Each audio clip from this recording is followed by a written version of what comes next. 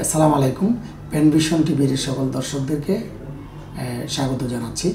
আমি আজকে আপনাদের সামনে যে বিষয়টি উল্লেখ করতে চাই সেটি হচ্ছে যে মানুষের ধারণা রয়েছে যে আসলে ব্রেনের যে কোনো অপারেশন আসলে বাংলাদেশের চেয়ে বাইরের দেশগুলোতে আর উন্নত হয়। এই ধারণার একটি প্রতিকার হওয়া দরকার বলে আমি বিগত সময়ে এই জিনিসটি বিভিন্ন মিডিয়াতে বলে আসছি।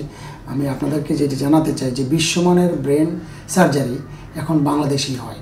অর্থাৎ আমি এক কথায় যদি বলতে চাই সেটা হচ্ছে এইভাবে বলতে হয় যে পৃথিবীর যে কোনো দেশে, ধরেন সিঙ্গাপুর, ইন্ডিয়া কিংবা আপনার আমেরিকা, অস্ট্রেলিয়া এবং ইউরোপ কান্ট্রিতে ব্রেনের একটি টিউমারের সার্জারি যেই পদ্ধতিতে করা হয়, যেই ধরনের মেশিন ব্যবহার করে করা হয়, আমরা বাংলাদেশে নিউরোসার্জনরা ওই একই মেশিন একই পদ্ধতিতে একইভাবে কেটে আমরা এই সেম পদ্ধতিতে একই মানের সার্জারি আমরা করে থাকি।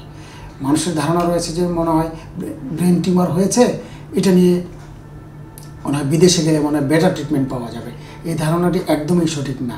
ব্রেনের যেই সার্জারিগুলো আমাদের দেশে আমরা করে থাকি তার মধ্যে দেখেন দুই রকমের টিউমার আমরা পেয়ে থাকি। এর মধ্যে হচ্ছে কিছু টিউমার যেগুলোকে আসলে ব্রেন ক্যান্সার বলা হয়। যে ব্রেন ক্যান্সারের সার্জারি বাংলাদেশে করলেও আপনি যতদিন বেঁচে থাকবেন, বিদেশে করলেও সে একই সময় বেঁচে থাকার একটা সম্ভাবনা থাকবে। অর্থাৎ কিছু ব্রেন ক্যান্সার রয়েছে যেগুলো আসলে অপারেশনের পরে 1 থেকে 1.5 বছর কিংবা 2 বছর তার একটা লাইফ এক্সপেক্টেন্সি থাকে আর কি। এই অপারেশনটি যখন আপনি বাংলাদেশে করবেন সেটাও একইভাবে আপনার আউটকামটা হবে, তার যেই রেজাল্ট একই রকম। আবার যদি এটা আপনি ইন্ডিয়াতে করেন কিংবা সিঙ্গাপুরে করেন, থাইল্যান্ডে করেন, একই রকমের আউটকাম আপনাদের পাওয়া যাবে, কোনো ভিন্নতা নেই। যেমন আবার কিছু টিউমার আছে যেগুলো হচ্ছে বেনাইন টিউমার, অর্থাৎ যেগুলো ক্যান্সার না।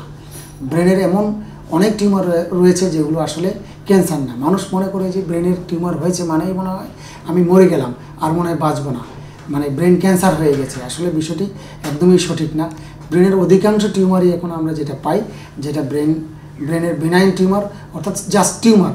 এই টিউমারের অপারেশন যদি করা হয় তাহলে একজন মানুষ আবার নতুনভাবে তার জীবন পেয়ে যায়। অর্থাৎ ব্রেনের বেনাইন টিউমারগুলো যেমন মেনিনজিওমা রয়েছে, তারপরে সোয়ানোমা রয়েছে, তারপরে গ্যাংলিওগ্লায়োমা কিংবা আপনার ক্রেনিওফেরিঞ্জিওমা, এই জাতীয় যে টিউমারগুলো রয়েছে, অথবা পিটুইটারি এডিনোমা, যেগুলো আমরা এন্ডোস্কোপিক্যালি করে থাকি নাক দিয়ে ক্যামেরা দিয়ে। আবার ব্রেনের কিছু পানির পথ বন্ধ হয়ে গেলে যেই সার্জারিটি করা হয় এন্ডোস্কোপিক থার্ড ভেন্ট্রিকুলোস্টমি, ক্যামেরা ঢুকিয়ে সেই পথটি ক্লিয়ার করে দেওয়া, এবং নাক দিয়ে ক্যামেরা ঢুকিয়ে এন্ডোস্কোপিক্যালি পিটুইটারি টিউমারের যে অপারেশনগুলো আমরা, এছাড়া ব্রেনের সব সার্জারিগুলো অত্যাধুনিক মাইক্রোস্কোপ ব্যবহার করে আমাদের দেশে এই অপারেশনগুলো বিশ্বমানের এবং আন্তর্জাতিকভাবে যেই ধরনের পদ্ধতিগতভাবে যেভাবে করা হয়, আমরাও এখানে একইভাবে এই ব্রেনের সকল ট্রিটমেন্ট করে থাকি।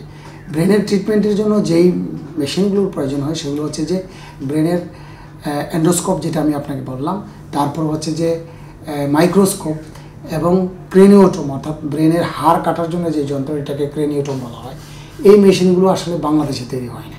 এই মেশিনগুলো কিন্তু হয় ইউরোপ অথবা আমেরিকা অথবা জার্মানি এই ধরনের, বা জাপান, এখান থেকেই কিন্তু পৃথিবীর যে কোনো দেশে একই মেশিন ব্যবহার করা হয়। সুতরাং ব্রেনের টিউমার এখানেও আমরা যেইভাবে করি, বাইরে গেলেও একইভাবে করি। সুতরাং একটি চিন্তা থেকে আমাদের অবশ্যই বের হয়ে আসতে হবে যে বাইরে গেলেই মনে হয় উন্নত চিকিৎসা পাওয়া যাবে। এই বিষয়টি থেকে আমাদের বের হয়ে দেশের ডাক্তারদের, এখানে আমাদের এখন অনেক নিউরোসার্জন রয়েছে, মোর দেন 200 নিউরোসার্জন আমাদের বাংলাদেশে কাজ করছে, যারা আসলে সব ধরনের সার্জারিতেই পারদর্শী।